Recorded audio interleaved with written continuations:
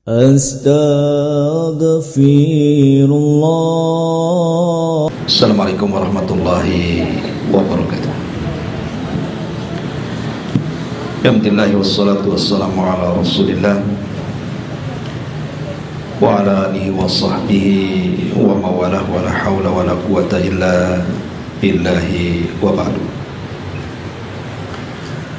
Alhamdulillah, di pagi menjelang siang ini kita bisa duduk untuk bertalaqqul ilmi,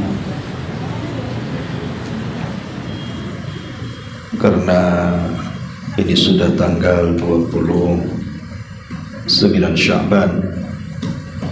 Artinya kalau memang terlihat bulan tentu besok sudah puasa ya. Tapi kalau tidak terlihat berarti lusanya.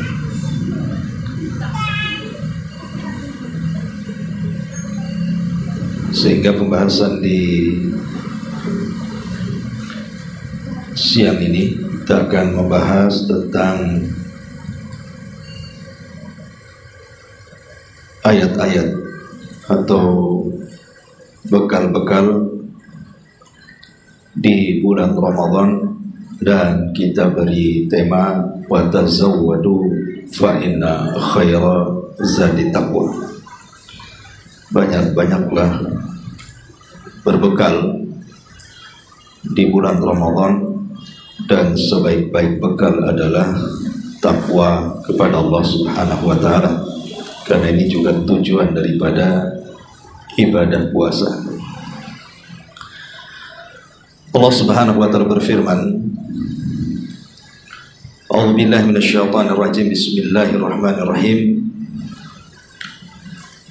Ya ayyuhalladzina amanu taqullaha, ya ayyuhalladzina amanu kutiba alaikumusiyam kama kutiba alal ladzina min qablikum la'allakum tattaqun. Wahai orang-orang yang beriman, diwajibkan kepada kalian berpuasa sebagaimana juga diwajibkan kepada umat sebelum kalian. Tujuannya agar kalian bertakwa. Ayat ini selalu berseliweran apabila menjelang Ramadan, karena banyak disampaikan oleh para dai, para duat. Tentu sudah banyak pengetahuan ibu-ibu tentang ayat ini, tetapi tidak mengapa kita mengulang-ulang, karena pada pengulangan peringatan itu pasti ada manfaatnya. Fadzakir inna fa'ati dzikra. Allah Subhanahu wa ta'ala mengatakan di sini, ya ayyuhalladzina aman, wahai orang-orang yang beriman. Allah Subhanahu wa ta'ala tidak katakan ya ayyuhan nas, wahai manusia, karena khitab ayat ini hanya untuk orang yang beriman saja. Orang-orang kafir tidak terkhitab ayat ini.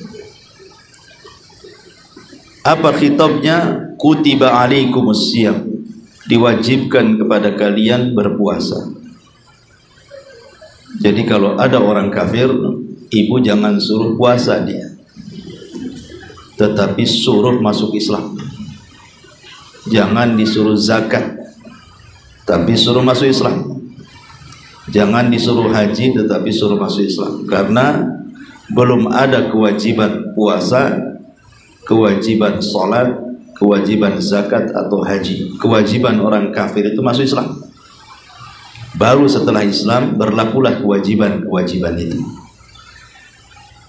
Makanya di sini khitabnya kepada orang-orang yang beriman. Dan Abdullah bin Mas'ud radhiyallahu anhu mengatakan, apabila seorang mukmin mendengar kalimat ya ayyuhalladzina amanu, wahai orang-orang yang beriman, haruslah seorang mukmin itu intibah. Intibah itu memfokuskan perhatian, apa kira-kira yang akan difirmankan Allah setelahnya. Karena ada dua hal. Kalimat yang jatuh setelah ya ayyuhalladzina amanu boleh jadi itu sebuah berita, yang Allah perintahkan dengan kita, atau sebuah larangan yang Allah larang kepada kita. Makanya kalau ada panggilan ya ayyuhalladzina amanu, harus fokus pikiran kita ini. Kira-kira Allah mau apa ini? Mau ngomong apa bahasa kita ini? Nah, dalam ayat ini ada perintah, kutiba alaikumus siyam kama kutiba alal ladzina min qablikum, diwajibkan kepada kalian berpuasa. Kalimat kutiba biasanya digunakan di dalam Al-Quran untuk perkara-perkara berat. Sekali lagi, kalimat kutiba digunakan dalam bahasa Quran biasanya untuk perintah yang berat-berat. Beda dengan kalimat faradha, furidha atau wujiba.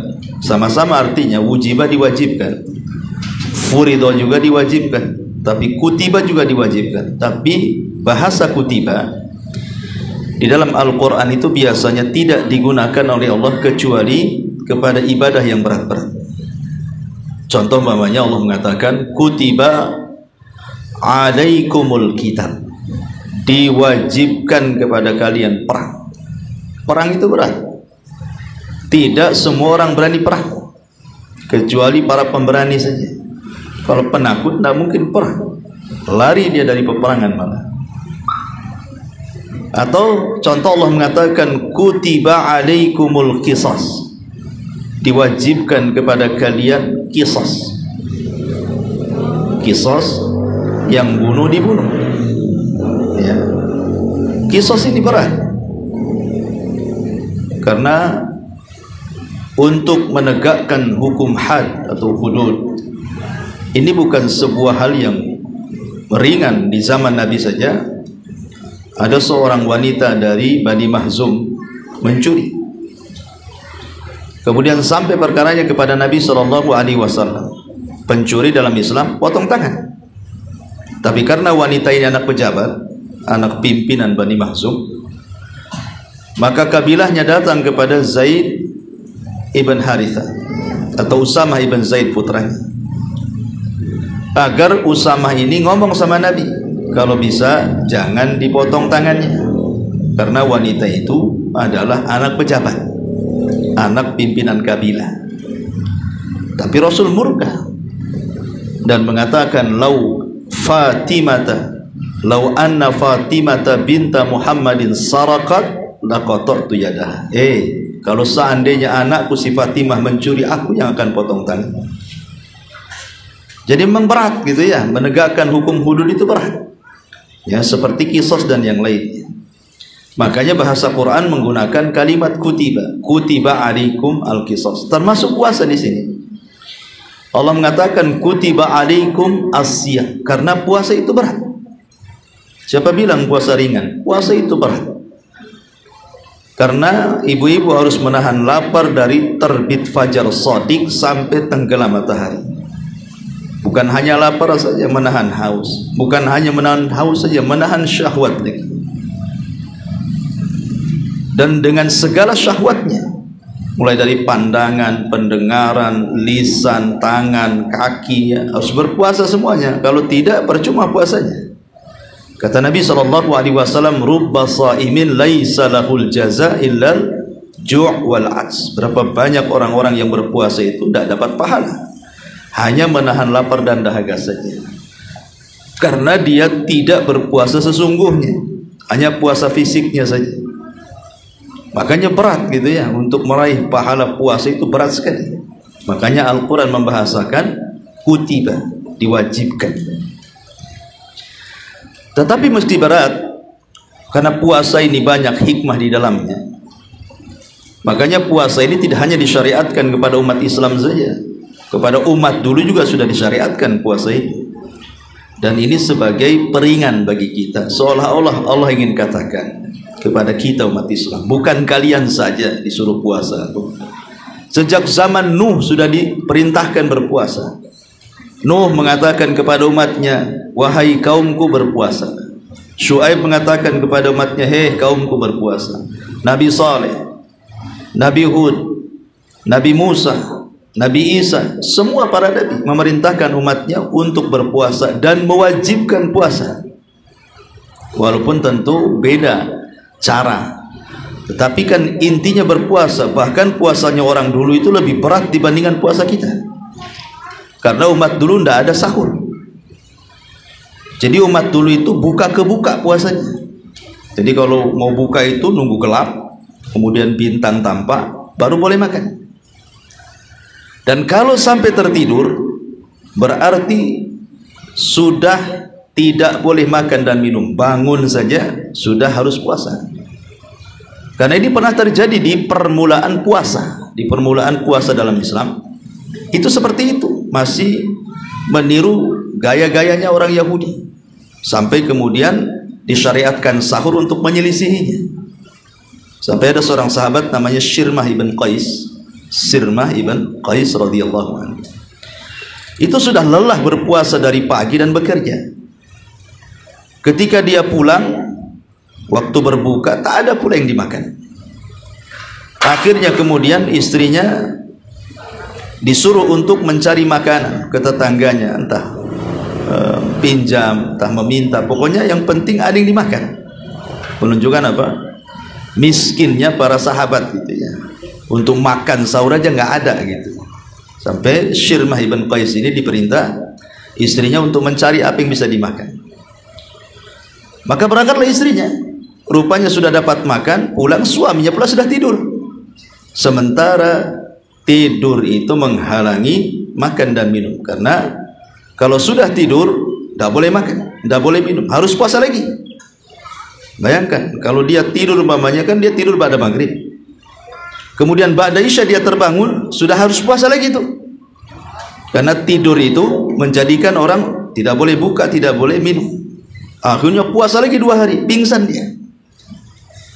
Lah, ketika Sirmah ibn Qais ini 2 hari berturut-turut tuh nggak makan, turunlah ayat uhillat lakum lailatas siyam arrafatsu ila nisaikum, sampai kepada wakulu washrabu hatta yatabayyana lakumul khaytul abyadu minal khaytil aswadi minal fajr. Turun ayat ini. Makanlah, minumlah sampai terang benang hitam di antara benang putih, maksudnya waktu fajar. Artinya masih boleh diberikan kesempatan dari berbuka sampai waktu fajar itu untuk makan, minum, melakukan hubungan suami istri, ya, dan tidak ada penghalang tidur. Walaupun habis tidur tidak apa-apa makan. Turun ayat ini sebagai apa? Bentuk peringanan puasa bagi kaum muslimin. Kemudian disyariatkan sahur oleh Rasul sebagai penyelisihan puasa kita dengan puasa orang-orang kafir. Kata Nabi SAW, faslu ma baina siyamina wa siyami ahlil kitab akalatas sahur. Perbedaan puasa kita dengan puasa ahli kitab itu dimakan sahur. Dari sini kita tahu bahwa kalimat kutiba itu tidaklah Allah letakkan dalam Al-Quran kecuali kepada sesuatu yang berat, dan puasa ini berat, ya, menundukkan hawa nafsu berat sekali. Kemudian Allah Subhanahu wa taala akhiri kalimatnya la'allakum tattaqun. Inilah pembahasan kita, agar kalian bertakwa. Dan takwa itu adalah bekal terbaik. Wa tazawwadu fa inna khaira zadi taqwa. Berbekalah kalian, karena sebaik-baik bekal itu adalah takwa kepada Allah. Maka kita akan membahas di kesempatan ini apa saja wasilah-wasilah takwa selama bulan Ramadan ini. Ma'asyiral muslimat yang dimuliakan Allah Subhanahu wa taala. Pertama, bicara tentang waktu. Wasilah terbesar meraih ketakwaan itu adalah menghargai waktu. Dan waktu yang paling berharga selama Ramadan, atau boleh juga di luar Ramadan, adalah waktu-waktu sholat. Tepatnya sholat yang 5 waktu itu. Itu waktu yang paling berharga untuk meraih takwa. Makanya Nabi SAW ditanya tentang seafdol-afdolnya amal. Apa kata Rasul? As-salatu ala waktiha. Sholat tepat waktu. Maka di bulan Ramadan, kalau bisa jangan mengakhir-akhirkan waktu sholat. Azan saja kemudian mendengar qomat ibu-ibu di rumah, langsung sholat. Karena itu yang paling jelas gitu ya, meraih ketakwaan itu menjaga sholat, menjaga sholat 5 waktu. Nabi SAW mengatakan, awal ma yuhasabu bihil abdu yaumal qiyamah salatu. Yang pertama kali dihisab pada hari kiamat adalah salatnya. Kemudian Rasul mengatakan, fa in saluhat salatuhu saluha sairu amali wa in fasadat salatuhu fasada sairu amali. Kalau baik salat 5 waktunya, maka ibadah-ibadah yang lain ngikut pada salat, kebaikan. Tapi kalau jelek solatnya, maka ibadah-ibadah yang lain sekhusyuk apapun, seikhlas apapun kita lakukan, tetap dianggap jelek kalau solatnya tidak baik. Sebagian ulama mengatakan, kalimat solatnya tidak baik tidak mesti orang tidak solat. Boleh jadi dia solat tetapi solatnya tidak baik. Artinya kalau orang yang sholat tapi sholatnya tidak baik, merusak semua amalannya, bagaimana orang yang sama sekali tidak sholat? Ini bahaya lagi. Karena di bulan Ramadan ini saya aneh gitu, orang yang tidak sholat puasa pula dia. Yang lebih aneh lagi, sholat wajib dia tinggalkan, sholat tarawih pula dia lakukan. Yang lebih heran lagi alasan, sholat 5 waktu tidak lakukan, sholat Jumat pula dia lakukan. Kalau ditanya, kok kamu Jumat saja? Ya, karena Ustadz ngomong kalau Jumat 3 kali berturut-turut tidak dilakukan bisa kafir katanya. Lah kan aneh gitu ya. Dia takut sama Jumat berturut-turut 3 kali, takut kafir. Yang 5 waktu pula ditinggalkan dia. Lah yang 5 waktu apa enggak kafir tuh ditinggalkan? Kan aneh alasan seperti ini ya. Jadi sholat itu kenapa wasilah takwa yang paling besar di bulan Ramadan? Karena sholat sendiri sesuai dengan namanya, as-salatu itu diambil dari as-silah. Silah itu artinya hubung kait kita dengan Allah. Bahasa saya, tali yang menghubungkan kita dengan Allah itu sholat. Makanya disebut sholat karena sholat itu diambil dari silatun bainal abdi wa rabbi, tali penghubung antara hamba dengan Allah. Itulah sholat ya. Dan itu sebesar-besarnya wasilah takwa. Kalau kita sudah berhubungan dengan Allah subhanahu wa ta'ala, itulah bentuk takwa. Karena sholat itu berhubungan dengan Allah dari 3 arah, dari hati, dari lisan, dan dari anggota badan. 3-tiganya ada di sholat. Dengan hati khusyuk dan tumanina, dengan lisan bacaan-bacaan sholat, zikir-zikir sholat, dan dengan anggota badan ya gerakan-gerakannya, mulai dari berdirinya, rukunya, sujudnya, tasyahudnya, salamnya. Dan ini adalah aplikasi daripada kalimat iman. Iman itu apa? Pembenaran dalam hati, diucapkan dengan lisan, ada bentuk dalam perbuatan. Salat ini masuk semuanya, itu definisi iman. Hati, amalan hati, khusyuk, itu amalan hati, tumakninah.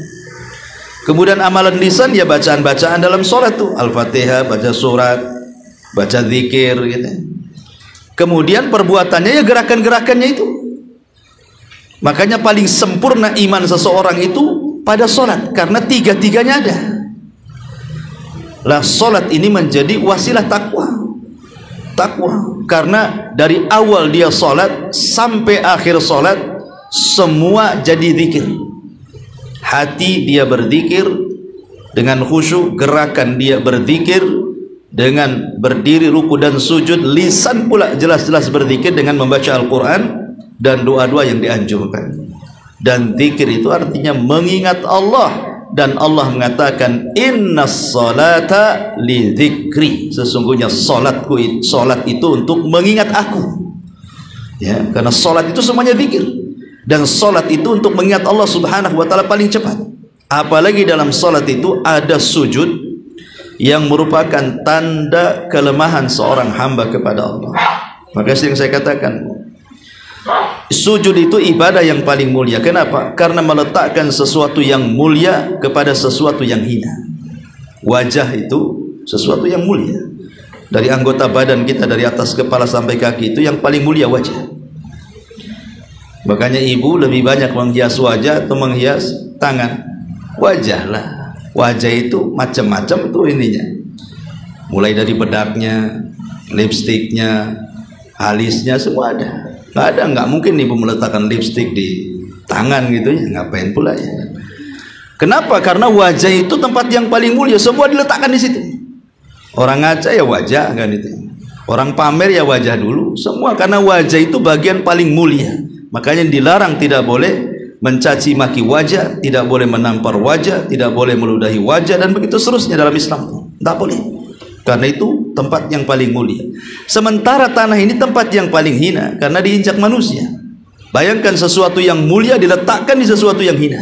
Untuk apa coba?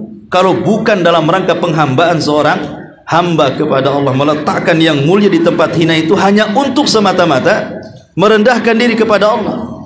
Dan sujud itu paling banyak di sholat. Makanya sholat itu wasilah takwa. Ini waktu yang pertama, jaga sholat 5 waktu, karena ini azminah, waktu-waktu wasilah yang paling berat mendapatkan takwa. Kemudian waktu-waktu selama Ramadan ada yang disebut dengan awqat istijabati doa, dan ini juga wasilah takwa. Jangan tinggalkan waktu-waktu mustajab doa selama di bulan Ramadan. Dan itu banyak. Salah satunya adalah inda fitri, saat menjelang berbuka. Itu waktu yang sangat mustajab. Berdasarkan sabda Nabi SAW, thalathu da'awat, 3 waktu doa yang mustajab. Kemudian Nabi SAW mengatakan da'watus saim inda fitri, doa orang yang berpuasa saat menjelang berbuka. Itu mustajab sekali. Kenapa mustajab? Karena ibu dari terbit fajar shadiq sampai hampir terbenam matahari, betul-betul ibu melaksanakan perintah dan menjauhi larangan. Melaksanakan perintah karena ibu sedang berpuasa, menjauhi larangan karena Allah melarang ketika menjalankan perintah itu tidak boleh makan, tidak boleh minum, tidak boleh mengumbar syahwat gitu ya. Kemudian menjaga lisan, menjaga pandangan, menjaga perbuatan, dan begitu seterusnya. Sehingga ibu ini ketika sore betul-betul sudah melakukan ketaatan. Makanya sebagai balasannya, karena ibu sudah puasa dengan berbagai macam rintangan sampai sore, Allah berikan di situ 2 kebahagiaan. 2 kebahagiaan. Apa kebahagiaannya? Kata Nabi SAW, farhatun inda fitri wa farhatun inda liqa'i rabbi. Bahagia ketika berbuka, karena di situ ada doa yang mustajab, selain daripada kita makan, minum dan lain sebagainya, karena kita sudah lapar dan haus. Tapi lebih daripada itu, Allah berikan itu waktu yang mustajab berdoa. Dan tentu kebahagiaan yang lain kala ketika berjumpa dengan Allah saat kita memandang wajah Allah Subhanahu wa ta'ala. Maka jangan tinggalkan doa menjelang berbuka. Kemudian yang kedua, sepertiga malam akhir. Itu waktu yang sangat mustajab, karena malaikat turun menyaksikan baca Quran, bacaan Quran gitu ya. Kemudian Allah juga turun ke langit dunia, sampai Allah Subhanahu wa ta'ala berfirman, Nabi SAW bersabda tentang bagaimana turunnya Allah ke langit dunia. Pada sepertiga akhir malam, kata Nabi SAW, yanzilu rabbuna ila sama'id dunya fi kulli thuluthil lailil akhir wa dhalika kulla lailatin. Allah Subhanahu wa ta'ala turun sepertiga malam akhir, dan itu setiap malam ya, bukan hanya di bulan Ramadan saja, tetapi tentu bulan Ramadan lebih spesial lagi, karena kedekatan Allah dengan hamba lebih dekat. Berdasarkan ayat, kedekatan Allah terletak di antara ayat-ayat tentang puasa. Maka sepertiga malam bangun, dan memungkinkan bangun. Kalau di luar Ramadan jarang orang yang bangun sepertiga malam itu, kecuali memang betul-betul ibu-ibu yang ahli tahajud.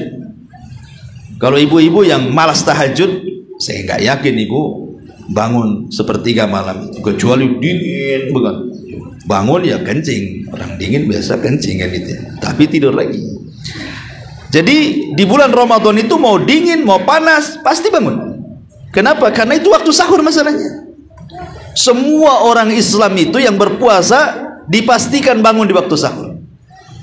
Dipastikan bangun di waktu, dan itu sepertiga malam akhir. Artinya memungkinkan untuk berdoa. Berdoa kan tidak harus lama, 5 menit pun jadi berdoa itu.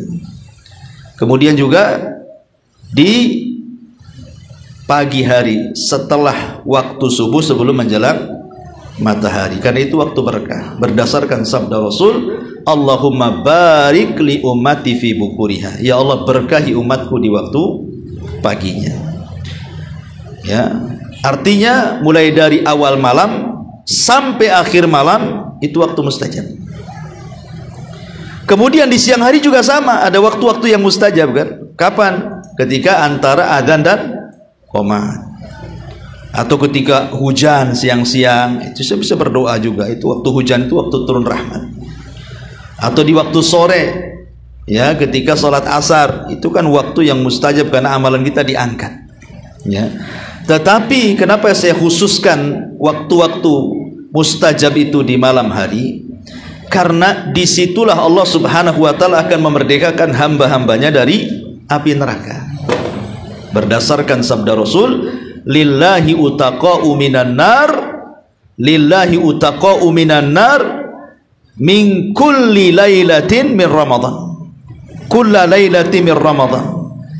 Jadi Allah itu setiap malam itu, mulai dari malam pertama, kedua sampai malam ke-29 atau 30 hari, memerdekakan hamba-hambanya dari api neraka. Sehingga kata para ulama mengatakan, kalaulah seandainya ada satu malam selama 30 hari atau 29 itu, satu malam saja, Allah takdirkanlah di antara saya, ibu gitu ya, ada yang Allah catat ibu tidak akan masuk neraka, maka selamanya tidak akan masuk neraka. Luar biasa.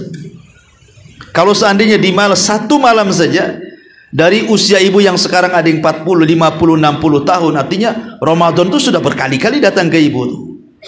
Kalau dalam usia sekarang entah Ramadan keberapa atau Ramadan yang akan datang tahun ini, Allah catat di antara hamba-hambanya atau di antara ibu, satu malam itu ibu dibebaskan dari api neraka, selamanya sampai kiamat ibu tidak akan masuk neraka. Makanya doa yang paling penting menjelang berbuka, sepertiga malam, kemudian di akhir pagi gitu ya. Apa doanya? Allahumma a'tik riqabana minan nar. Itu doa yang dianjurkan ulama. Allahumma a'tik riqabana minan nar. Ya Allah, bebaskan kami dari api neraka. Itu yang pertama diucapkan sebelum minta yang lain. Ya Allah, bebaskan kami dari api neraka. Ya Allah, bebaskan saya, suami saya, istri saya, anak saya, orang tua saya, orang-orang yang saya cintai dari api neraka. Itu saja. Itulah, apalagi si tujuan hidup manusia itu, kesuksesan yang sesungguhnya itu yang Allah firmankan, faman zuhziha 'anil nar wa udkhilal jannah faqad faz. Kesuksesan yang sesungguhnya itu adalah apabila ibu diselamatkan dari api neraka, dimasukkan ke dalam surga. Itulah kesuksesan yang sebenarnya. Faqad faz, kata Allah. Maka di malam hari ini saja yang minta kepada Allah agar dibebaskan dari api neraka, karena ini adalah wasilah takwa. Ini waktu-waktu mustajab doa adalah wasilah-wasilah ketakwaan. Kemudian juga di antara waktu-waktu yang mustajab juga, tadi sudah saya jelaskan, selain daripada 3 waktu ini, ada waktu-waktu saat hujan, kemudian saat mendengar azan dan qomat, atau mungkin bertepatan hari Jumat. Dan kebetulan kalau Rabu, Kamis, berarti kan kita menemukan hari Jumat awal tuh di bulan Ramadan. Maka itu menjelang asar ke maghrib, itu waktu mustajab. Ya, jadi dari asar ke maghrib itu waktu mustajab di hari Jumat tuh. Maka jangan tinggalkan berdoa di waktu-waktu mustajab. Ini bicara soal waktu. Wa tazawwadu fa inna khaira zadit taqwa. Berbekalah kalian dengan waktu, karena sebaik-baik bekal adalah takwa. Ini yang pertama. Yang kedua, berbekalah takwa dengan tempat. bil amkinah, dengan tempat. Tidak ada tempat terbaik di dunia ini melebihi masjid-masjid Allah Subhanahu wa taala. Dan itu berdasarkan sabda Nabi sallallahu alaihi wasallam, khairul makan masajiduha wa khairul makan aswaquha. Sebaik-baik tempat adalah masjid-masjidnya, dan seburuk-buruk tempat adalah pasar-pasarnya. Dari sini kita sudah membedakan mana tempat yang baik, mana tempat yang buruk. Kalau bisa di bulan Ramadan jangan dibiasakan seperti kebiasaan di luar Ramadan. Sibuk pula di pasar, ya. Sibuk ke pasar. Padahal kalau ibu bisa belanja umpamanya kan, belanja 1 hari untuk 1 minggu kan bisa. Sekarang kan udah ada kulkas semuanya, sehingga tidak bolak-balik ke pasar. Yang lebih parah lagi, waktu-waktu mustajab pula sibuk pula di pasar-pasar. Pasar apa, Bu? Pasar kaget. Tiap sore keliling ke pasar kaget. Itu seburuk-buruk tempat loh pasar itu. Harusnya itu waktu-waktu mustajab janganlah ibu ada di pasar. Karena Rasul yang mengatakan, jangan menjadi orang yang pertama masuk pasar dan jangan yang terakhir keluar pasar. Itu kan Rasul yang mengatakan seperti itu. Kecuali ada maslahatnya. Mungkin Anda seorang pedagang, kan lain ceritanya. Tapi kalau Anda bukan seorang pedagang, ya kalau bisa ya, kalau tidak ada manfaatnya tidak usah ke pasar. Apalagi sekarang memang pasar itu dibentuk senyaman mungkin. Sudah jadi mall kan gitu ya. Sudah enak, lebih indah daripada rumah, lebih indah daripada tempat ibadah gitu ya. Kadang ke mall itu bukan belanja, hanya ngadem saja. Masuk jalan-jalan, cuci mata katanya kan, padahal cuci mata pakai air, cuci mata nengok macam-macam di pasar itu. Lah ini kan bahaya ini. Oh, di bulan Ramadan disamakan, kalau bisa janganlah. Ya, kalau memang bisa ke masjid sama suami, ya, atau mungkin ibu juga tetangganya masjid kan, di masjid lebih senang gitu ya. Kalau ingin betul-betul mendekatkan diri kepada Allah, atau tinggal di rumah, karena asal wanita ini waqarna fi buyutikunna wala tabarrujna tabarrujal jahiliyatil ula. Lebih baik tinggal di rumah banyak-banyak. Di rumah kan ada musolah. Ya, makanya sering saya katakan, kalau bisa di rumah ibu sesempit apapun rumah, walaupun kos-kosan lah, kalau bisa ada musolah di situ. Ustaz, ruangan tak cukup. Kalau disekat-sekat, saya mau tidur di mana nih katanya, tidur di musolah katanya. Bukan begitu maksudnya. Letakkan satu sajadah, tapi jangan dipindah-pindah. Ini kalau saya sholat sebelah sini, jangan dipindah-pindah sajadah itu. Jadikan di situ tempat musolahnya. Kenapa susahnya? Kalau habis sholat kan bisa digulung sajadahnya. Nanti kalau mau sholat dibentang lagi, tapi jangan dipindah-pindah dari situ. Nah, kemudian kalau bisa sekitar situ bersihkan. Pamannya ngekos satu kamar gitu kan. Ini di pojok ini tempat saya ibadah nih. Jangan diletakkan kompor pula di samping sajadah. Kompor di situ. Ya, macam-macam disisakan agak bersih sedikit kan, tidak sulit membuat musola itu, supaya ada tempat khusus beribadah kepada Allah, seperti Maryam punya mihrab, punya tempat khusus. Karena di bulan Ramadan itu ibu bisa di situ, duduk di situ. Syukur-syukur kalau rumahnya besar ada musola khusus kan enak itu sebaik-baik tempat di rumahnya di musolanya itu di bulan Ramadan itu. Ya, bagi laki-laki ya tentu di masjid, karena bagaimanapun masjid itu kenapa disebut tempat yang baik terutama di bulan Ramadan, dan itu bagian daripada zadut taqwa, berbekal dengan ketakwaan. Karena masjid ini hakikatnya orang yang datang ke masjid ini dia sedang mentalak dunia dan rujuk dengan Allah. Kemudian yang kedua, orang-orang yang masuk masjid ini minimalnya tidak menyibukkan dengan hal-hal yang mubah dan masuk kepada hal-hal yang manfaat. Kalau di luar masjid kan perkara mubah banyak. Kemudian juga yang ketiga yang lebih penting lagi, bisa memutuskan hal-hal yang haram. Hal-hal yang bersifat syubhat dan syahwat di luar masjid itu bisa diputus dengan masjid. Karena di masjid ini mau nengok apa? Kalau di luar itu kan syahwat macam-macam tuh. Nengok aurat wanita yang tabarruj, atau ibu sebagai wanita juga melihat aurat yang sama wanitanya, kan tak boleh juga sama-sama dengan aurat walaupun sama jenis. Ya, apalagi melihat laki-laki yang bukan mahramnya, buka aurat pakai kolor saja ke sana sini, kan banyak sekarang ini kan. Jadi intinya bahwa kalau udah masjid kan apa yang mau ditengok? Yang ditengok ya tiang masjid, tembok masjid, jendela, apalagi kipas kan itu ya. Kan nggak ada yang merangsang syahwat dalam masjid ini. Rata karena udah masuk rumah Allah ya sudahlah di situ. Dan itu adalah zadut taqwa, sebaik-baik takwa. Dan sebaik-baik masjid tentu 3 masjid: Masjidil Haram, Masjidil Nabawi, dan Masjidil Aqsa. Kalau Allah takdirkan ibu punya uang, umrah di bulan Ramadan, karena itu tempat terbaik. Ya, aktivitas umrah itu semua di dalam Masjidil Haram. Tawaf ya dalam Masjidil Haram, sa'i juga di dalam Masjidil Haram, cukur rambut juga sudah ada di sekitar situ. Ya, nggak keluar dari Masjidil Haram tuh. Dan Rasul SAW mengatakan, al-umratu fi Ramadan ta'dilu hajjata ma'i. Umrah di bulan Ramadan itu sama dengan haji bersamaku, kata Nabi. Subhanallah ya.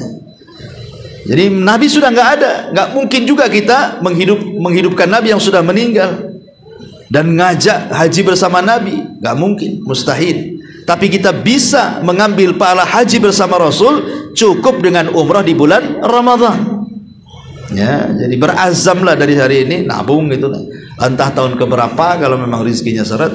Tapi kalau punya azam, insya Allah.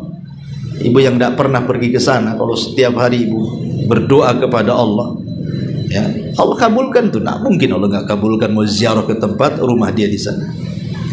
Maka ini yang kedua, bahwa zadi taqwa di bulan Ramadan adalah tempat-tempat terbaik masjid.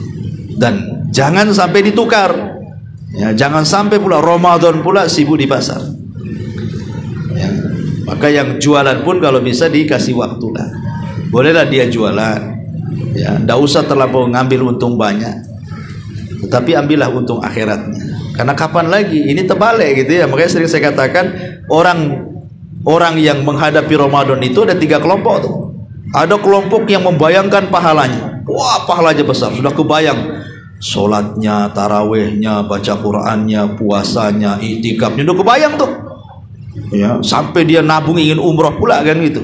Ada orang yang kebayang pahala, tapi ada orang yang kebayang dunia. Ya, ini pasar ini ada nggak nih stand untuk saya nih? Nanti ke pasar sana ada nggak untuk jualan saya di sini? Ya, hubungi saya. Ada nggak tempat untuk saya? Berapa sewanya? Sudah sibuk tuh. Ya. Karena alasannya apa? Ini bulan mendulang dunia sebanyak-banyaknya. Apalagi Idul Fitri, penjual pakaian, penjual macam-macam itu paling laris itu. Ada orang kepikir seperti itu. Padahal sebenarnya kalau umpamanya oke lah, kalau memang harus berpikir soal dunia, jangan dijadikan dunia itu tujuannya. Tetap fokus dengan ibadahnya. Kalau memang dibalik itu kemudian sambil jualan, sambil apa, ya walaupun mengurangi pahala, tapi masih mendinglah dapat pahala. Sama dengan orang niat haji lillahi ta'ala, tapi berpikir ya sampai di sana ya mungkin saya sambil beli emas, beli apa di sana kan. Nah, berarti kan ada niat dunianya, tapi kan intinya niat hajinya. Jadikan puasa juga demikian para pembisnis, ya. Jadikan fokusnya di ibadah. Ya sekalian juga mumpung Ramadan kan itu ya, dapat dunia, tapi jangan itu pula tujuannya. Dan yang lebih parah lagi, ada orang yang nggak dapat keuntungan dunia, yang nggak dapat keuntungan akhirat tuh. Tapi pusing kepalanya. Waduh, lapar lagi nih saya nih. Sebulan lagi katanya. Mau maksiat, tempat maksiat ditutuplah sama pemerintah katanya kan itu. Mau mabok, malu pula saya mabok sembarang tempat. Nggak ada pula. Ada orang yang stres mikirin maksiat. Ini kan bahaya nih. Orang mikirin ibadah, yang satu pula mikir maksiat saja. Maka ini juga paling bahaya. Ini yang kedua. Khairu zadi taqwa. Sebaik-baik bekallah takwa dengan memanfaatkan tempat. Ini yang kedua. Yang ketiga, wa tazawwadu fa inna khairaz zadi taqwa. Juga di antara bekal takwa di bulan Ramadan adalah dengan amalan kecil tapi pahala besar. Apa itu? Sedekah. Sedekah di bulan Ramadan itu amalan kecil tapi pahalanya besar. Dan sedekah itu seutama-utama wasilah takwa. Sedekah ini semulia-mulianya wasilah takwa. Makanya orang yang mati, orang yang meninggal, akan menyesal dan tidak guna penyesalannya. Diulang 2 kali dalam Al-Quran. adalah sedekah. Allah mengatakan, laula akhartani ila ajalin qarib la asaddaqa wa aku minas shalihin. Ya Allah, kalau kau hidupkan sesaat saja, daripada hartaku jadi rebutan ahli waris, ku sedekahkan semuanya. Jadi sedekah itu cita-cita orang mati sebenarnya. Cita-cita orang mati itu sedekah. Dan cita-cita orang-orang yang kelak dibangkitkan pada hari kiamat juga sedekah. Jadi sedekah itu semulia-mulianya amal dan sebesar-besar wasilah takwa. Wabil khusus sedekah di bulan Ramadan. Sedekah itu tidak harus pakai uang banyak. Akhirnya kebayang, wah ini sumbangan masjid berapa ratus juta. Enggak harus terpikir sekian ratus jutanya gitu ya. Bahkan Nabi SAW mengatakan, man fattara sa'iman kana lahu ajru sa'im la ghaira an yanqusa min ajri sa'imi syai'un. Siapa yang memberi bukaan bagi orang yang berpuasa, maka dia mendapatkan pahala orang yang berpuasa tersebut tanpa mengurangi pahala dia sedikit pun. Luar biasa. Ngasih bukaan itu tidak harus kenyang. Yang penting dia buka dengan makanan dan minuman kita. Nggak harus kenyang. Ya kalau sampai kenyang lebih baik lagi. Pengalaman saya waktu di Yaman itu, kalau kita Ramadan itu biasanya kita ke Son'a, anak-anak itu ke Son'a memperbaiki gizi lah ya. Jadi selama sebulan di Son'a sewa hotel rame-rame gitu ya. Nanti kalau habis sholat maghrib itu, muhsinin itu pada narik-narik tangan kita, tarik kanan, tarik kiri, dorong kanan, dorong kiri, pada ngajak makan. Bahkan ngancam, awas kok tak datang ya, kamu harus datang, kamu harus datang. Setiap hari di pintu masjid orang-orang kaya ini, betul-betul kita dipaksa ditarik ke rumahnya.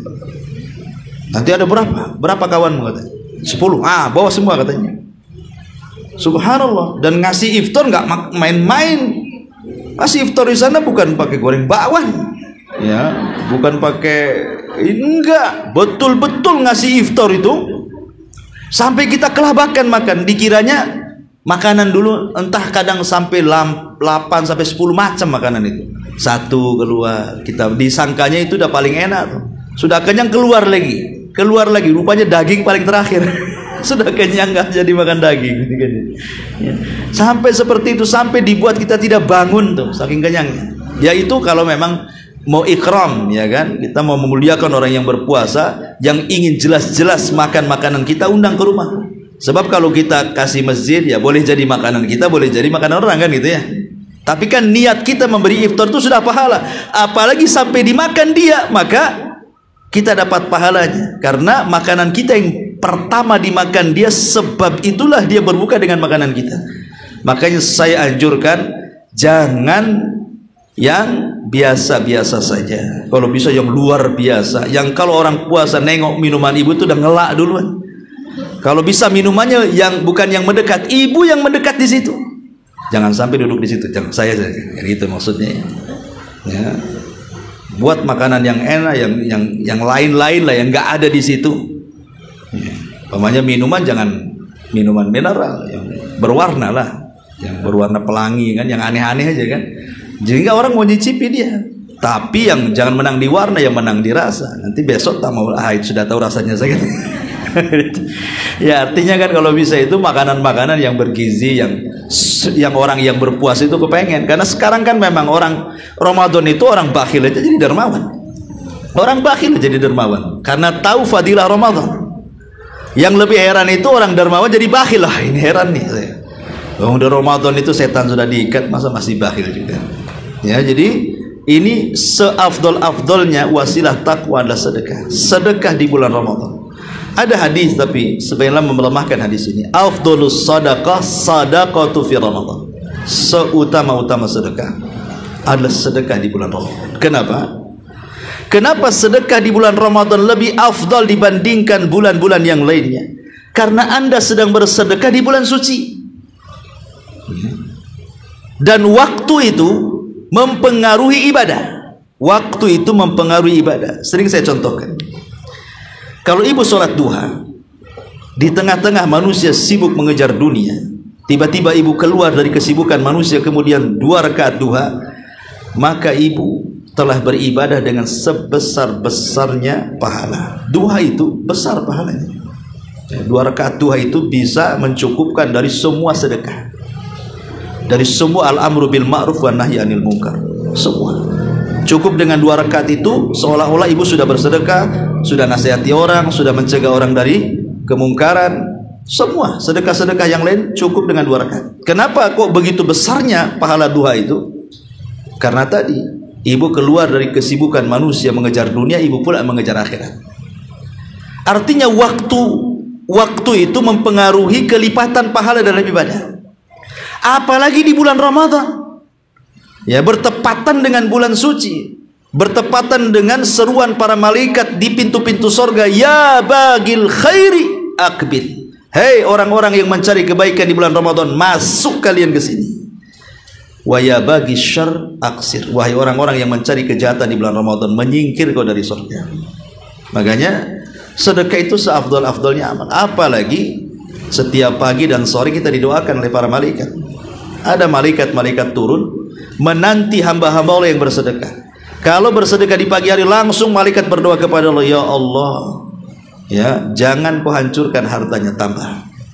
Nanti sore hari gitu juga. Kalau tidak bersedekah, malaikat berdoa lagi, ya Allah, hancurkan saja pahalanya, jangan kau tambah. Jadi setiap hari malaikat itu mendoakan kebaikan dan keburukan tuh. Bagi yang bersedekah didoakan kebaikan, bagi yang tidak bersedekah didoakan keburukan. Setiap hari, 2 kali sehari, petang sama pagi itu. Makanya bersedekah. Apalagi kalau sedekah itu bukan hanya di awal Ramadan, di akhir Ramadan, bertepatan dengan awakhir Ramadan. Ini yang paling penting. Ya, kalau sudah datang 10 akhir Ramadan, maka ibu harus lebih ditingkatkan ibadah, baik di siang harinya atau di malam harinya. Karena yang menentukan mendapatkan Lailatul Qadar itu orang yang bisa memanfaatkan siangnya dengan banyak beribadah untuk menyongsong malamnya. Jangan kemudian, kan Lailatul Qadar malam, saya mau tidurlah dari pagi sampai sore. Nggak begitu kan itu. Orang kayak gini nggak dapat Lailatul Qadar, siangnya jadi malas. Ya. Gimana dia mencari Lailatul Qadar? Jadi mencari Lailatul Qadar itu dari siang, walaupun letak Lailatul Qadar di malam hari, kata ulama. Jadi kalau bisa samakan ibadah malam dengan ibadah siang, itu samakan. Coba bayangkan Bu, walaupun ada khilaf ulama tentang kapan dimulai Lailatul Qadar, ya. Ada yang mengatakan di waktu asar. Asar itu sudah start Lailatul Qadar dan diakhiri dengan fajar. Ada yang mengatakan saat tenggelam matahari dan diakhiri dengan hatta matla'il fajr, dengan waktu fajar. Ya, artinya ambillah pendapat yang pertama. Anggap saja Lailatul Qadar dimulai di waktu asar. Lah di waktu asar terus sampai menjelang fajar itu waktu yang luar biasa kalau orang bersedekah itu.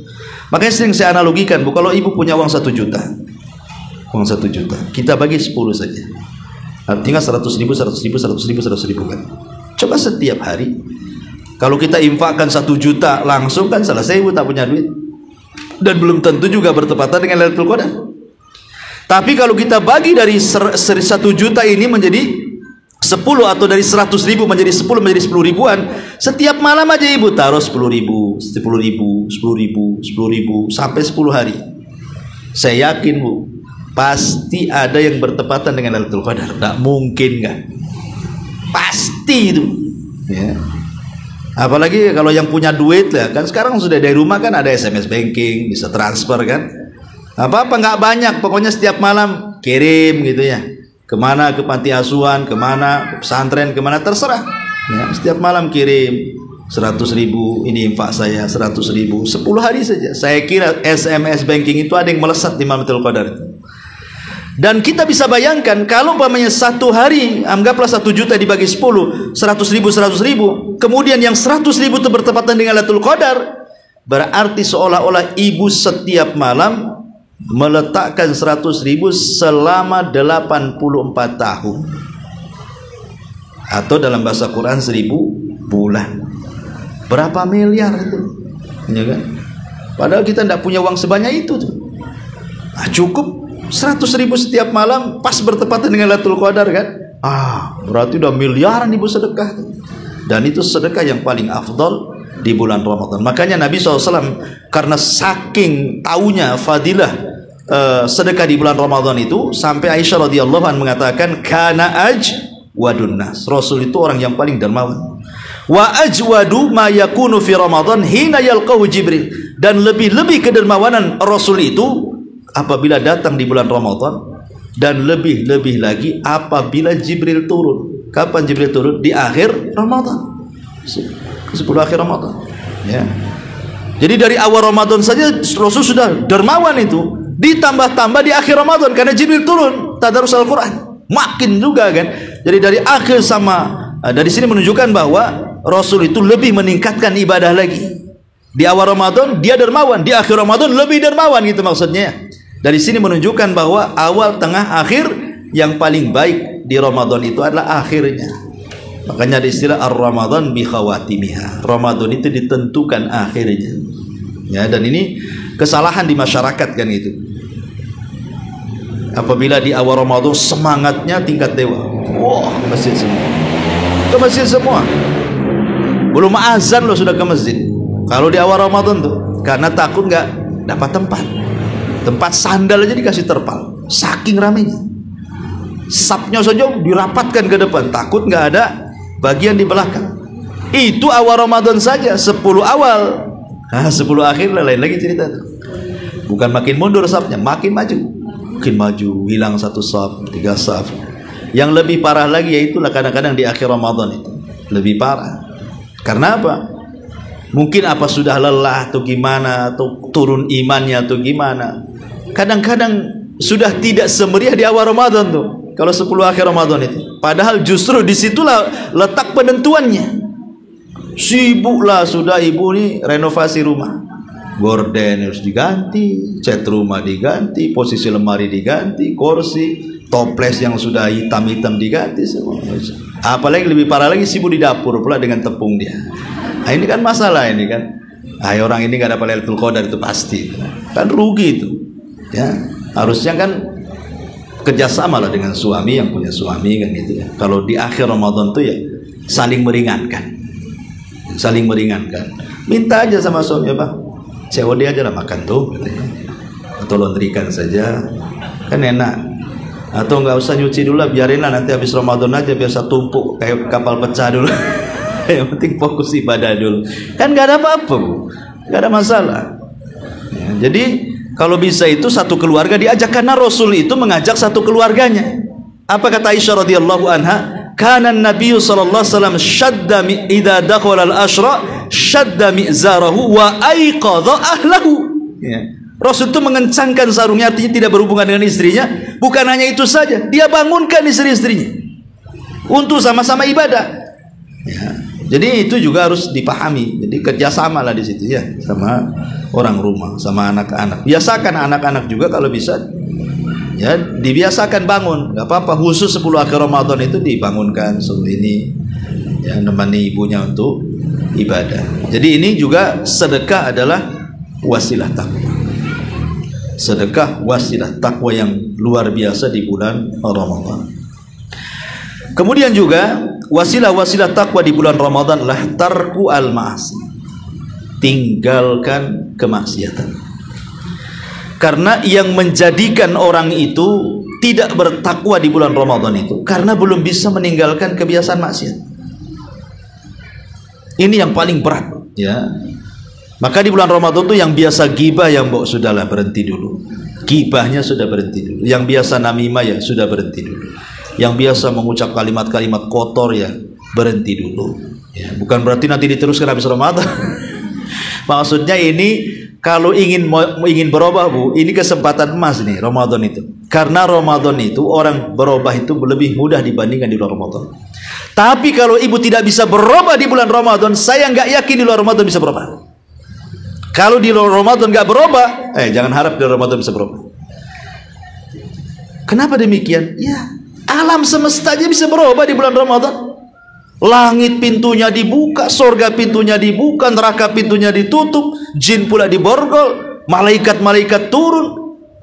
Allah berikan semangat ibadah. Tidak ada orang yang baca Quran lebih banyak kecuali Ramadan. Tidak ada orang sholat terbanyak kecuali Ramadan. Tidak ada orang sedekah kecuali terbanyak di bulan Ramadan. Allah bukalah musim-musim kebaikan.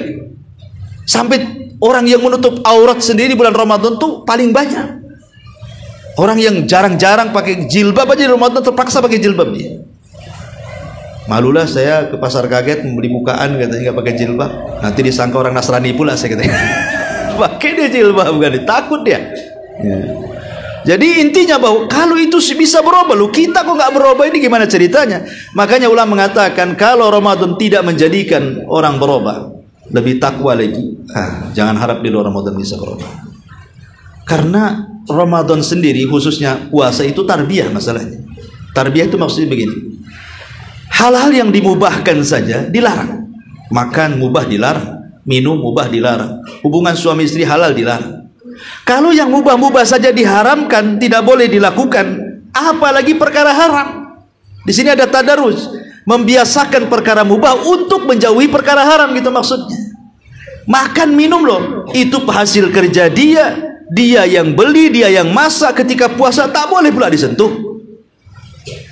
Apalagi yang haram, nggak boleh, ya kan? Yang mubah saja nggak boleh, apalagi haram. Itu di situ ada tarbiyah, berusaha meninggalkan yang mubah untuk meninggalkan yang haram.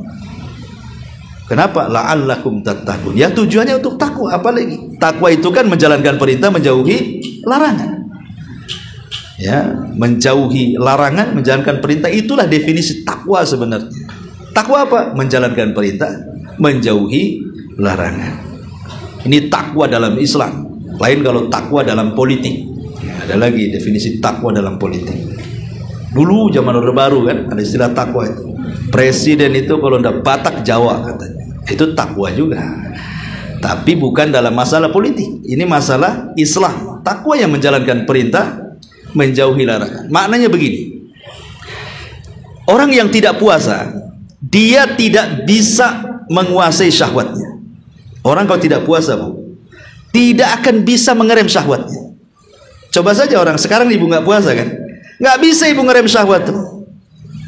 Ya, nampak, mamanya ibu buka apa tuh aplikasi GoFood. Ya, niatnya itu beli rujak, Bu. Sekali ada gambar rawon, nggak jadi. Rawon pula yang diklik gitu. Sebaiknya. Kok nampak pula ada sop tulang, tambah lagi sop tulang. Padahal niatnya satu menu saja. Karena kita tidak bisa menguasai syahwat. Niatnya satu. Ibu ini ingin belanja ke pasar nih, sudah jelas ditulisnya bumbu dapur. Pulang itu bukan bumbu. Pakaian yang dibeli itu, mumpung ada katanya. Ya, atau mungkin dapat bumbu, dapat pakaian. Karena syahwat kalau orang puasa itu tidak bisa direm. Syahwat minum nggak bisa direm, syahwat makan, syahwat tidur juga nggak bisa direm. Tidur aja bisa, terserah saya mau tidur mau apa. Syahwat bergaul ke sana kemari, ketemu kawan mau di warung ini, di warung mana, di rumah si anu, masak-masak, nggak peduli. Artinya orang yang nggak berpuasa itu nggak bisa ngerem syahwatnya. Tapi kalau orang puasa, saya yakin Bu, ibu bisa ngerem syahwat. Dalam arti kata puasa itu menguasai syahwat. Tetapi kalau orang tidak puasa, syahwat yang menguasai dirinya. Orang yang puasa, syahwat makan direm. Walaupun itu di GoFood itu macam-macam gambar menu, ratusan menu, nggak akan diklik pesan Bu. COD itu siang-siang. Ibu lagi nggak puasa lah, ibu ngapain pula COD siang-siang? Ataupun minuman apa selezat apapun, sengelak apapun nggak akan diminum. Jangankan cerita itu, ibu wudu berkumur-kumur nggak akan ditegak, nggak mungkin, nggak mungkin. Karena apa? Tahu lagi puasa kan? Jelas-jelas air keran saja yang kalau berkumur-kumur orang nggak tahu kan? Atau ibu mandi di kamar mandi sendirian sambil ngucur-ngucur diminum sedikit, nggak akan berani. Ya. Daripada air keran baguslah COD itulah jus. Apain pula diminum air keran kan? Artinya kita bisa itu dikurangi itu syahwat makan direm, syahwat minum direm. Karena orang puasa harus menahan syahwat ini, nggak boleh makan, nggak boleh minum. Kemudian syahwat juga mukhalatutun nas, bergaul dengan manusia. Ibu kalau nggak puasa bisalah diajak kawannya, datanglah ke rumah masak-masak kan itu. Atau kita ketemu di warung mana, atau ketemu di mana.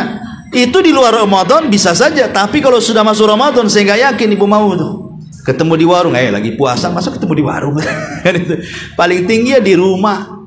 Ya, cari tempat-tempat yang adem. Tidak mungkin juga keluyuran naik motor ke sana kemari, takut batal puasanya. Artinya syahwat suhbah namanya ya, perkawanan itu ditekan. Ya, tidak sembarang keluar rumah ngobrol dengan orang, nggak sembarang. Termasuk juga syahwat bicara. Kalau Ramadan kan lebih banyak tidak bicara. Kalau ibu banyak bicara, jangan-jangan ibu minum. Ya, karena orang bicara itu haus. Ya. Kemudian juga syahwat tidur. Ya, kalau orang lapar pasti susah tidur. Kecuali ibu nggak tidur malamnya. Ada niat memang ingin tidur siang ya, supaya mempersingkat puasa. Nah, itu ada niatnya. Sengaja nggak tidur malam, biar kalau siangnya ngantuk gitu ya, dari pagi sampai asar dia tidur. Bangun asar langsung ke pasar kaget, kan singkat tuh puasanya. Nah, ini kan masalah juga. Intinya di sini bahwa wasilah takwa yang berikutnya adalah termasuk juga wasilah takwa ad-doa. Ya, wasilah takwa adalah doa. Di dalam Al-Qur'anul Karim, setelah Allah Subhanahu wa taala menyebutnya ya ayyuhalladzina amanu kutiba alaikumusiyam, kemudian ayat setelahnya ayyaman ma'dudat, kemudian setelahnya ayyaman ma'dudat, terus syahrul ramadhan alladzi unzila fihil Qur'an, kemudian setelahnya, nah di situ Allah mengatakan apa? Wa idza sa'alaka ibadi anni fa inni qarib. Nah, ayat ketiga setelah ya ayyuhalladzina amanu kutiba alaikumusiyam. Ya. Ayat 186. Ya, 186. Kalau ya ayyuhalladzina kutiba alaikum 184. 185. Berarti 185, 186, 187, 188. Itu wa idza sa'alaka ibadi anni fa inni qarib. Ujibu da'watad da'i idza da'ani falyastajibu li wal yu'minu bila allahum yarshudun. Apabila hamba-hambaku bertanya soal aku, katakan aku dekat. Aku yang mengabulkan setiap doa yang berdoa kepadaku. Oleh karena itulah maka penuhilah seruanku dan berimanlah kepadaku agar kalian dapat petunjuk. Kemudian ayat 189-nya uhillat lakum lailatas siyam. Dihalalkan bagi kalian untuk mencampuri istri kalian. Artinya ayat tentang kedekatan Allah dan bersegeranya Allah mengabulkan doa setiap orang yang berdoa itu terletak di tengah-tengah ayat-ayat yang bicara soal Ramadan. Kan awalnya syahrul Ramadan alladzi unzila fil Qur'an. Kemudian akhirnya uhillat lakum lailatas siyam, tengah-tengahnya wa idza sa'alaka ibadi anni fa inni qarib. Artinya ayat tentang kedekatan Allah dan kecepatan Allah mengabulkan doa orang yang berdoa itu terletak di tengah-tengah ayat-ayat yang bicara soal puasa. Dia tidak diletakkan di ayat-ayat bicara soal perang, soal zakat, soal qasasul anbiya atau apa, enggak, tapi diletakkan di ayat-ayat puasa. Apa hikmahnya? Ulama tafsir mengatakan, ketika Allah meletakkan ayat kedekatan hamba dengan Allah dan bersegeranya Allah mengabulkan setiap doa orang yang berdoa di tengah-tengah ayat-ayat yang bicara Ramadan, maknanya kedekatan Allah di bulan Ramadan dan memungkinkan kita dekat dengan Allah di bulan Ramadan, atau mendengarnya doa kita di bulan Ramadan dan mudahnya Allah mengabulkan doa kita di bulan Ramadan itu lebih cepat dibandingkan di luar Ramadan. Jadi kalau kita berdoa di bulan Ramadan itu lebih cepat dikabulkannya. Kalau kita ingin mendekatkan kepada Allah lebih cepat lagi di bulan Ramadan. Makanya saya katakan kalau ingin berubah di bulan Ramadan lebih cepat. Kalau ingin berubah di Ramadan ya lebih cepat. Laki-laki yang suka ngerokok saja nggak ngerokok. Ya, maaf orang-orang yang suka kebiasaan onani dan yang semacamnya dari amal-amal rahasia, anak-anak muda di bulan Ramadan takut mereka. Jadi amalan-amalan maksiat sembunyi-sembunyi saja tidak mau dilakukan tuh di bulan Ramadan. Artinya kan bisa direm tuh. Perkara-perkara yang fahisha, yang buruk aja bisa direm di bulan Ramadan tuh. Lah sebab itulah kalau kedekatan Allah di bulan Ramadan itu lebih dekat dan orang yang ingin mendekatkan diri kepada Allah sangat mudah, begitu juga doa orang yang berdoa di bulan Ramadan itu lebih mustajab lagi. Makanya jangan pernah tinggalkan doa di bulan Ramadan. Nanti malam kalau pemerintah mengumumkan bahwa hilal terlihat, maka ibu berdoa, Allahumma ahillahu alaina bil amni wal iman wassalamati wal islam wat taufiq lima tuhibbu wa tardah. Itu doanya. Kalau melihat hilal, nanti kan biasanya maghrib pemerintah mengumumkan tuh bahwa terlihat besok puasa. Kalau tidak terlihat kan berarti tidak jadi puasa. Ya, berarti baca doanya nanti di hari berikutnya gitu ya. Tapi kalau pemerintah mengumumkan hilal terlihat, langsung ibu berdoa, Allahumma ahillahu alaina bil amni wal iman wassalamati wal islam wat taufiqi lima tuhibbu wa tarda. Ya Allah, Engkau telah perlihatkan hilal kepada kami, maka mudah-mudahan hilal itu membawa satu keamanan, karena orang yang tidak aman itu tidak bisa puasa.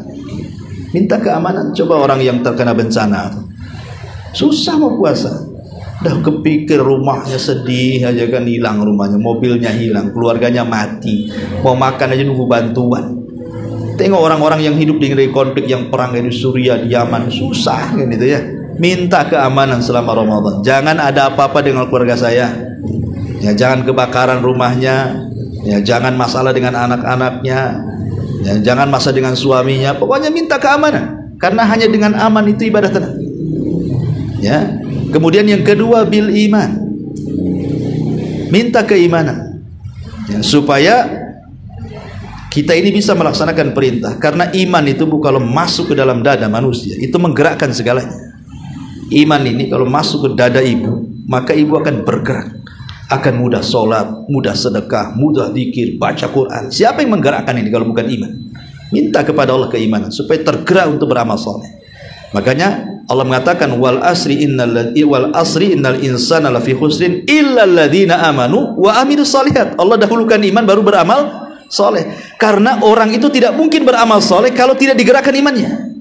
Minta kepada Allah agar hati dipenuhi dengan iman, dicintakan dengan iman, supaya bergerak badannya. Hanya dengan itu kita meraih takwa. Kemudian wassalamati wal islam, minta keselamatan, jangan sampai sakit. Lihat orang sakit, mau puasa saja susah, ya, orang stroke, orang macam-macam. Jangan sampai kita minta diselamatkan, jangan sakit, karena orang sakit susah puasa. Kemudian bil islam, hidayah Islam, ya, bisa mengamalkan rukun Islam selama Ramadan. Kok bisa rukun Islam? Kan ada hajinya. Ya, kalau bisa umrah di bulan Ramadan kan bisa haji. Atau kalau memang tidak bisa haji, dengan cara umrah di bulan Ramadan, ibu bisa ngambil pahala hajinya. Dengan cara apa? Sholat subuh, duduk sampai syuruk, 2 rakaat syuruk, dapat pahala haji. Bisa kita lengkapi rukun Islam di bulan Ramadan. Syahadat sudah, puasa sedang, kan itu sedang puasa Ramadan. Ya sedekah tinggal sedekah, kan itu zakat. Nah, kemudian haji, ya tadi nggak bisa saya karena Ramadan juga. Kalau haji nggak ada orang di sana, semua orang umroh. Haji nunggu Dzulhijjah kan, ambil pahala hajinya. Nggak bisa umroh ke sana, ya sudahlah, caranya ya seperti itu. Berzikir setelah pas subuh sampai syuruk, sholat 2 rakaat, dapat pahala haji. Ya, minta keislaman, hidayah Islam. Dan yang terakhir kata Nabi, wa taufiq lima tuhibbu wa tarda, dan minta kepada Allah taufik. Jangan sampai futur di bulan Ramadan. Jangan sampai semangat di awal, futur di akhir. Dan itu tidak bisa kecuali taufik dari Allah. Kalau Allah sudah ngasih taufik hidayah kepada kita, insya Allah Ramadan awal akhir sama saja bagi dia. Tetap dia bertahan dengan ibadah dan istiqomahnya. Ini doa yang pertama. Kemudian yang kedua, doa-doa yang dianjurkan, seperti doa di sana ada doa iftar, zahabat dhama'u wabtalatil ghurub wa thabatal ajru insyaallah. Itu ada doa. Atau ibu witir, kan ada kunutnya tuh, ya, ibu bacalah doa kunut yang ma'ruf dibaca, doa kunut subuh itu. Allahumma hdini fiman hadait wa afini fiman afait wa tawallani fiman tawallait. Itu doa kunut witir itu. Ya, bisa kalau sholat sendiri witir, baca kunut itu, ya. Atau kalau ibu punya target hafal Quran, umpamanya ibu berhasillah dari awal Ramadan sampai pertengahan Ramadan menghatamkan Quran, ya, karena saya anjurkan jangan menghafal tetapi membaca. Baca Quran saja, walaupun ibu udah hafal sekalipun. Imam Malik itu kurang apa hafal Qurannya, dari kecil udah hafal. Tapi kalau sudah masuk Ramadan, ambil mushaf dia. Padahal sudah hafal Quran, tetap ambil mushaf. Dan dia baca dan ingin dihatamkan. Lah Abdullah ibn Mubarak, seorang alim ulama salaf, apabila hatam Al-Quran di bulan Ramadan, dia berdoa kepada Allah, doa khatmul Quran. Ya. Doa minta, ya Allah, tetapkan hatiku di atas ketakwaan, hilangkan aib-aibku, dan begitu seterusnya. Ya, ada di situ doa hatam Quran. Jangan tinggalkan juga doa hatam Quran.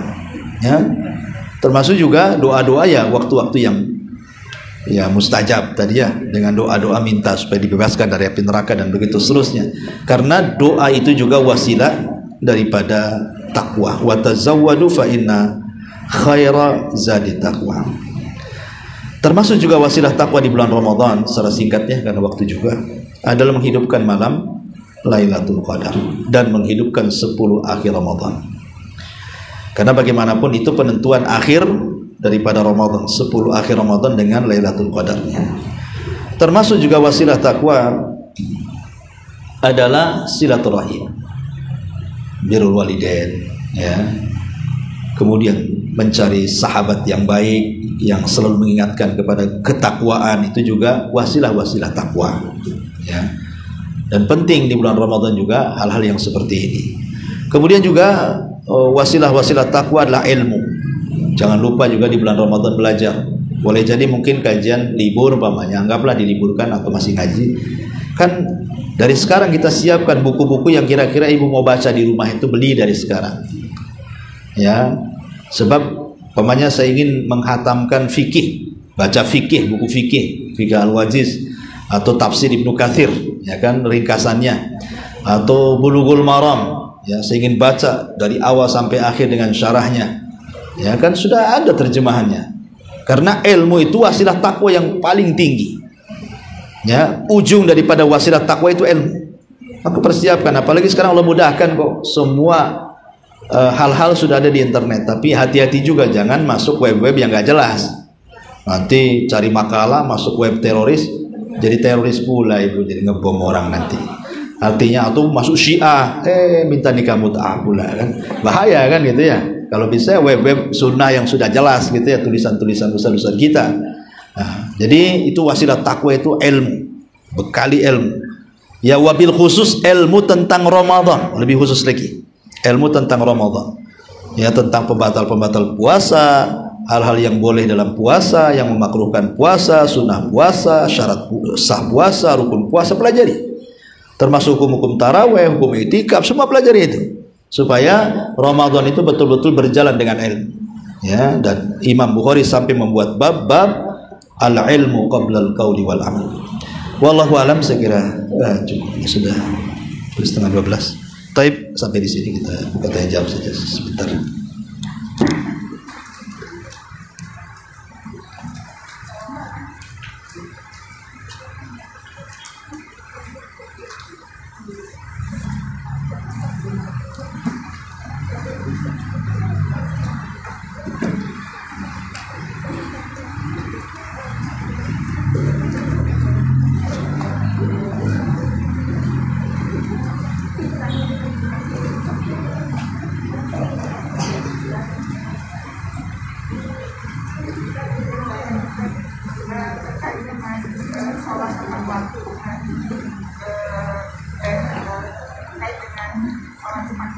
Ya.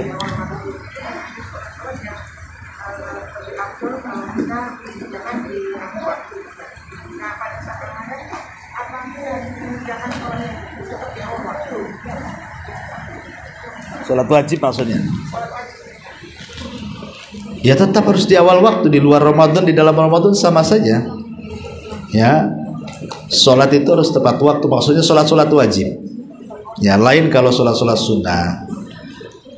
Ya, kalau sholat sunnah itu ditentukan waktunya seperti rawatib, kan jelas tuh ya kan, itu membarengkan antara sunnah dengan wajib. Kalau rawatib itu kan setelah atau sesudahnya, maka ada istilah ba'diyah qabliyah. Tapi kadang-kadang Nabi SAW selepas pernah suatu ketika dia lupa tidak ba'diyah zuhur. Jadi karena ngobrol, lupa dia sampai asar, sama Rasul diqodok setelah asar. Ini bagi yang tidak pernah meninggalkan rawatib. Nah, boleh diqodok. Kalau mamanya pas habis zuhur kok ada tamu atau apa sehingga dilupakan ba'diyah zuhur, sampai waktu asar tamu tak berhenti-berhenti. Nah, nanti bisa diqodok setelah asar. Ya, mengkodok ba'diyah zuhur namanya ya. Gak apa-apa bagi yang tidak pernah meninggalkan rawatib. Kalau nggak pernah melaksanakan rawatib, ngapain dikodok-kodok? dia aja nggak pernah rawatib kan itu ya. Maksudnya bagi yang suka melaksanakan, ya karena itu dia kepikiran, aduh tadi belum rawatib sayang ini ya. Ya makanya Rasul pernah melakukan mengqadha rawatib ba'da zuhur di selepas asar karena disibukkan. Wallahu a'lam.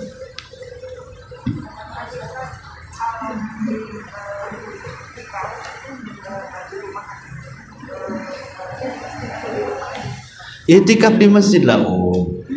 Di rumah itu kelonan. I'tikaf itu di masjid. Wa antum akifuna fil masajid. Dan kalian beri'tikaf di masjid. Ya, artinya i'tikaf itu di masjid, dan masjidnya itu harus masjid jami', masjid yang ditegakkan Jumat. Nah, ini kan bukan di sini ada Jumat gitu. Enggak ada. Musola berarti ya di masjid jami' lah, masjid yang ada Jumatnya di situ.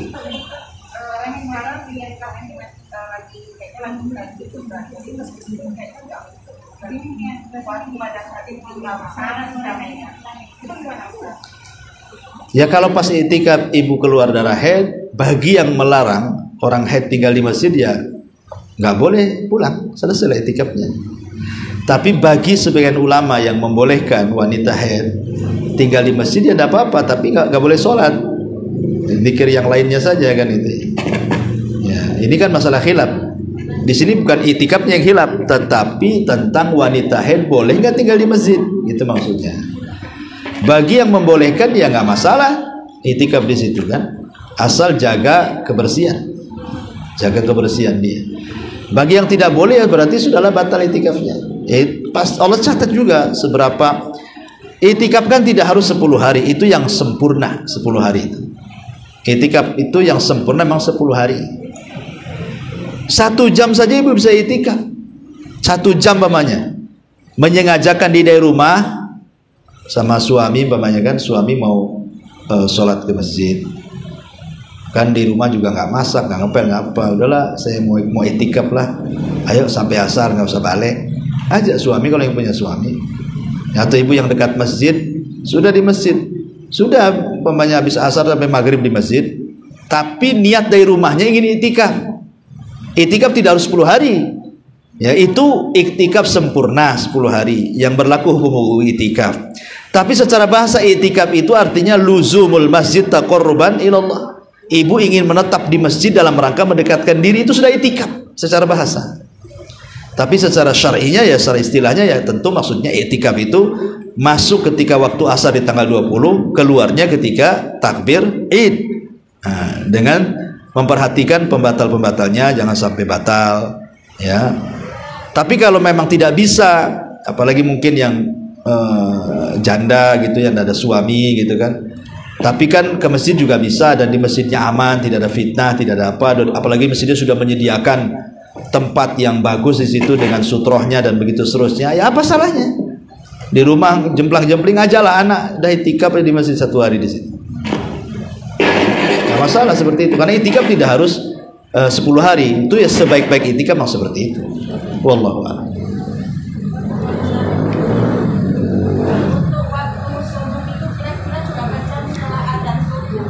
Waktu suruh kayaknya di jadwal pemerintah ada deh, ditulis tuh di jadwal pemerintah kan ada kayak Batam. Ibu kalau punya handphone kan tinggal klik saja itu waktu sholat Batam. Nah biasanya ada itu waktu suruh kan, ditulis di situ waktu suruh, waktu subuh. Nah, ngikuti pemerintah aja lah. Nah, senang kan? Saat kita melakukan sholat suruh, gimana?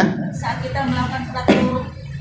Iya, jadi tapi kan sholat syuruk itu maksudnya bagi yang sholat subuh, ibu mamanya punya musola di rumah, kemudian ibu sholat subuh nggak beranjak, ambil Quran, baca Quran, sambil zikir atau baca buku, bosan, kan nggak lama dari subuh ke syuruk, paling 1 jam aja, 1 jam, apalagi zaman sekarang cepat kali, kecuali kalau jam ibu nggak ada baterainya, nggak bergerak-gerak lah. Artinya kalau yang normal jamnya sebentar aja itu, tek-tek-tek udah 1 jam tuh. Ya, kalau saya perkirakan 1 jam aja kurang lebih. Nah, lihat kalau lebih pastinya lah, lihat jadwal pemerintah aja lah, tengok waktu syuruk bagian Batam, jangan perlu bagian luar. Yang khusus di Kepri di Batam kan ada tuh. Nanti langsung sholat 2 rakaat. Sebab kalau ibu tidak melakukan seperti itu, ibu bukan syuruk, ibu duha namanya. Kalau ibu mamanya sholat subuh, kemudian nyapu-nyapu apa semuanya, kemudian datang syuruk ibu 2 rakaat, itu ibu bukan sedang syuruk, ibu sedang duha. Karena syuruk itu dikaitkan dengan sholat subuh. Siapa sholat subuh, ibu duduk sampai syuruk, itulah yang dimaksud pahalanya sama dengan haji dan umroh. Tapi kalau habis sholat subuh ibu sibuk ngepel, sibuk masak, pas waktu syuruk, ini waktu syuruk nih 2 rakaat, itu namanya duha yang diawalkan. Ibu nggak dapat pahala haji, ya dapat pahala duha, duha yang diawalkan. Itu pun sebenarnya tidak afdol, karena duha itu waktu ketika anak unta berlarian, yang paling afdol waktunya. Kapan ya? Jam 10, jam 11, waktu panas-panasnya. Itulah afdol-afdolnya waktu duha itu. Wallahu a'lam.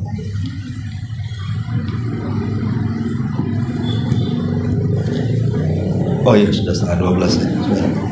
Sampai di sini.